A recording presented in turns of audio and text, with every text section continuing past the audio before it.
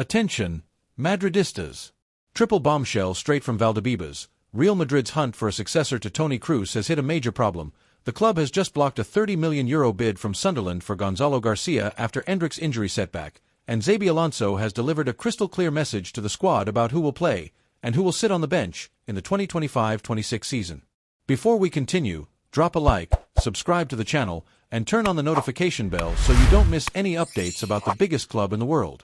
In recent seasons, we've seen a heavy generational shift at Real Madrid.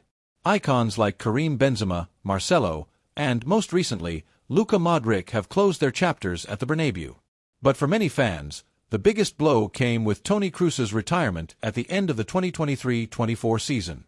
Kroos was still playing at an elite level, pinpoint passing, spatial awareness, and that coolness that dictated Madrid's tempo in big matches. Replacing that is not easy. It's almost like rewriting the DNA of Madrid's midfield. Faced with this challenge, the club's management has been searching, both internally and on the transfer market, for someone capable of inheriting, at least partially, the metronome left behind by Kroos. Enter the dream shortlist circulating in the Spanish press, particularly as, for heavyweight names any FIFA career mode fan would sign in a heartbeat: Rodri, Nicolo Barella, Alexis Mac Allister, and Enzo Fernandez. It's a lineup of pure talent with complementary profiles, but not all that glitters is easy to pry away from their clubs. Meanwhile, the club reminds us that internal options exist. Jude Bellingham, Aurelien Tchouameni, Arda Güler, and soon-to-arrive Franco Mastantuono are all in the mix to absorb part of Kroos's creative load. Let's break it down.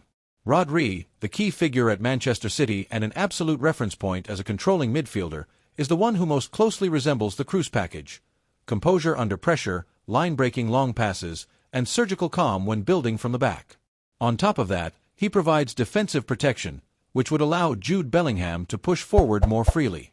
Nicolo Barella, from Inter, would bring a different energy: relentless intensity, vertical ball carrying, quick 1-2s, and late runs into the box. In transition games, Barella could be the engine pushing real forward when opponents leave space. Alexis Mac Allister, currently at Liverpool, is practically a tactical Swiss Army knife. He can operate as a deeper playmaker, as a creative interior linking the lines, or even as an advanced midfielder arriving in the box to finish. This versatility appeals to Xabi Alonso, who likes to tweak formations mid-match without making too many substitutions. Then we have Enzo Fernandez, a World Cup winner with Argentina and a prized asset in English football, who offers progressive passing, quick switches of play, and the physical presence to cover large spaces, attributes well suited for high-intensity Champions League matches. On paper, it looks great. But here comes the big problem. All these players are tied to long-term contracts, earn top wages, and are technical pillars of title-chasing clubs. To pry Rodri from City would require something astronomical. Barella is practically untouchable at Inter without a financial offer that changes the club's reality. Mac Allister has cemented his status at Liverpool. He won't come cheap. Enzo cost a fortune and remains highly valued.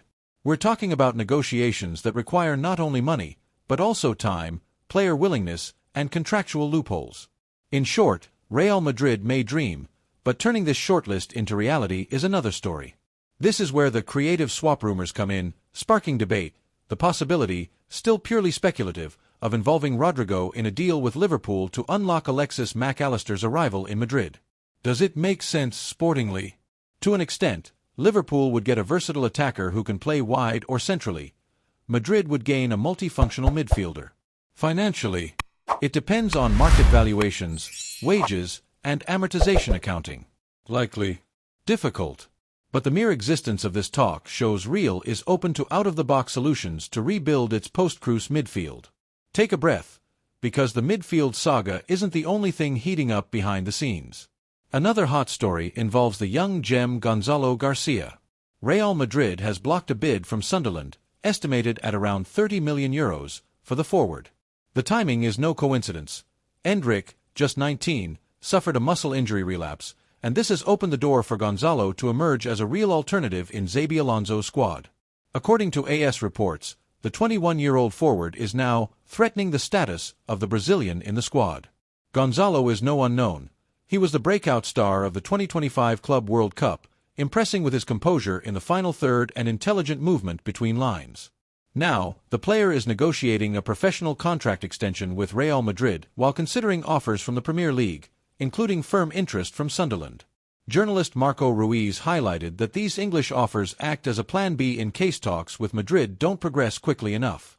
In other words, Real wants to renew, but knows the market is knocking. Blocking the sale is a sign Madrid wants to keep control of the asset. It also makes sporting sense. With Endrick managing muscle issues, Alonso might need immediate depth in attack. Moreover, keeping Gonzalo prevents an English club from cashing in on a talent who could explode in the coming months. For the player, staying also has benefits. Training daily at an elite level, competing for minutes across multiple competitions, and possibly capitalizing on the natural squad rotation to earn real playing time. This direct competition between Gonzalo and Endrick brings us to the third point of our video: Xabi Alonso's clear message to the squad. After the disappointment in the FIFA Club World Cup semi-final, the new coach has made his game plan and expectations for the 2025-26 season crystal clear. According to Marca, he has been speaking individually and collectively with players to align expectations.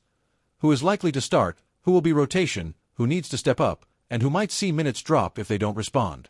Some examples of these conversations have already surfaced. Rodrigo has been told that competition for minutes will be fierce, especially with tactical changes and potential incoming transfers, hence his name appearing in rumors.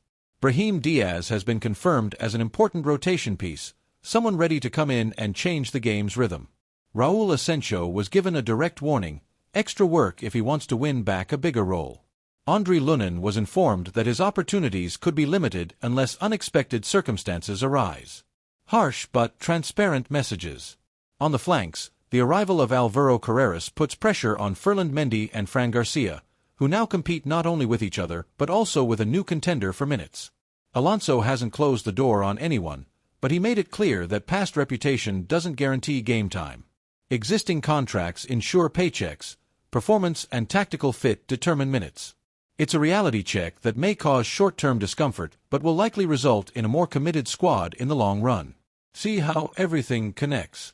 The uncertainty about the new Kroos forces Madrid to take a closer look at internal solutions. Endrick's injury and Gonzalo's rise reshape the attacking puzzle. And Alonso's direct communication serves as the thread tying everything together, ensuring each player knows exactly what's expected. If the club can't land a Rodri-level signing this window, perhaps the answer lies in reorganizing what they already have: Jude Bellingham alternating between interior and free playmaker, Aurelien Tchouaméni initiating build-up deeper, Arda Güler adding creativity between the lines, future signing Franco Mastantuono injecting young talent, and a smart rotation in attack to balance physical demands. Imagine a Real Madrid that alternates between patient possession and rapid transitions depending on the lineup. With Tchouaméni orchestrating play, Bellingham attacking free spaces, Güler threading quick passes, and Gonzalo stretching defenses when Endrick isn't available, the team can collectively compensate for part of what Kroos provided individually.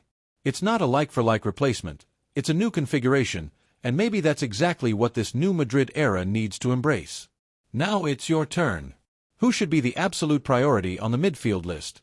Rodri, Barella, McAllister, or Enzo Fernandez? Was Real right to hold on to Gonzalo Garcia after Sunderland's offer, or should they have sold while his value was high? Do you approve of Xabi Alonso's transparent approach with the squad, or do you think it puts too much pressure on the players?